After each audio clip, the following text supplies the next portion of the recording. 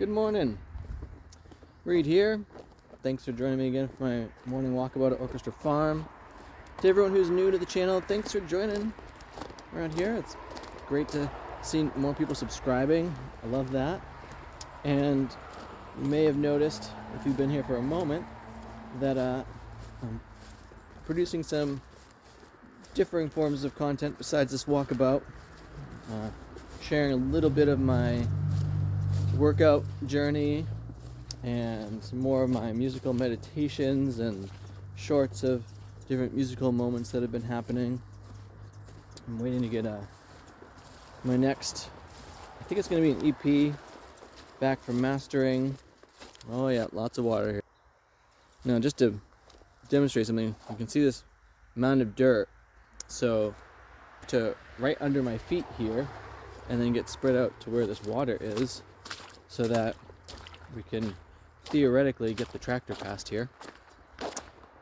And anyway, we'll see how that all plays out. The tractor once again has a slight malfunction. That seems like regular reality. But anyway, with all that, I was at a men's group last night, and the word consequence came up, and it reminded me of speaking to my 4-year-old. And at one point we were talking about consequences with her, and she was like, I don't like consequences. And I realized we had been focusing on negative consequences, and that doesn't do justice to consequences, because everything has a consequence. Sometimes driving fast in your car gives you the consequence of a speeding ticket. Other times it simply gets you to where you're going faster. And if you do get a speeding ticket, that usually really slows you down. So if you're already running late, then it's way past late. Oh no, this is kind of exciting. So I've been wanting to get over to this spot of the farm for a bit here. And that willow tree that's right there, I planted that. That's so fun to see. That's got to be closing in on 30 feet. That's pretty exciting. Maybe I'm wrong with that. Closing in on at least 25. Anyway, exciting. I love watching things grow.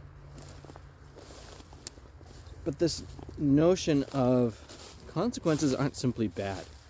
And a lot of things that we don't like, for instance, I don't like cold showers, have benefit for us. I don't even like going into a cold shower out of a sauna. I do it because I can go right back into the sauna, and I know at that point it's good for me, and I will be warm once I'm back in the sauna, and will have time to actually heat up. I'm so thin that I don't heat up very well. If I go into a cold shower, it takes a ridiculous amount of time. Anyway, the point being that there's all this time spent around the rhetoric of this one word. And I'm not saying that words aren't important. I'm a writer, poet. I'm working on my next book, which I'm going to actually see if I can get it published rather than just doing it myself. If you want my current book, Ruminations, you can go to my website. Link in the description. But I was just like, I want to challenge myself. Anyway, to publish. The notion of spending so much time talking about something as simple as rhetoric, and a recognition that so much of us, we don't have a mutual understanding of what the words that we're using mean, and how much that gets in the way of life and getting to the point of so many different things. And I see that getting in the way of so many different relationships, and it's distressing at times, because I'd like to think that we could accomplish so much more if we could have that level of understanding. Look at all the water that's right here. I'm trying to build up this earth on both sides of the bridge so that we can actually bring the tractor through here. Look, this is legit flowing. Let's just take a pause at that. And even that notion of like, and it's going to do that, it's settled on its rhetoric, you know? It's going to go perpendicular to contour. Pretty much no matter what, unless you give it some other route that's easier to do. And so,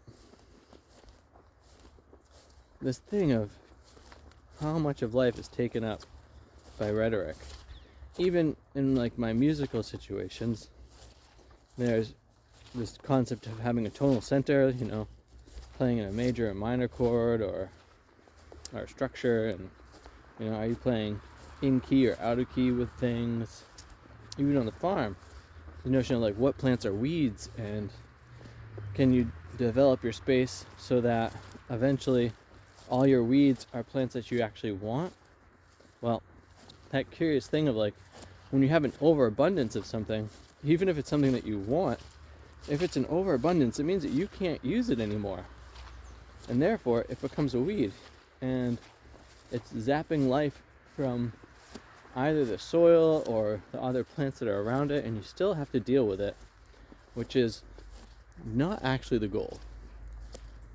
And this thing of how much of life is taken up by these things that are just a lack of understanding between people, or, you know, it's not people if you're in your garden, you and the other plants, the other soil organisms, all that. And how can we change that so that we're no longer on a treadmill of rhetoric? And just how different that is from a discussion, right? It's that need to fully understand the definitions that we're working with. And I personally don't want to be doing that in a group space. I don't mind doing that online where people can babble on for a while and then I can just be like, summarize. That's one of the great things about AI, is you can feed it a long thing and say, summarize. Because some things aren't worth my time to read a whole blubber of stuff on, and some things are. So, with that, I want to say thanks for watching the channel today. It's the last week of October, so I am giving until mid-November if you want a painting to email me. I will put the email in the description, and I will send you a painting for the cost of shipping and handling. If you want to check out my music, you can go to the link in the description, bendingreeds.bandcamp.com, and check that out. There will be more music shorts and videos coming in the coming time. With that, thanks for watching. Thanks for subscribing. Make sure you have too much fun.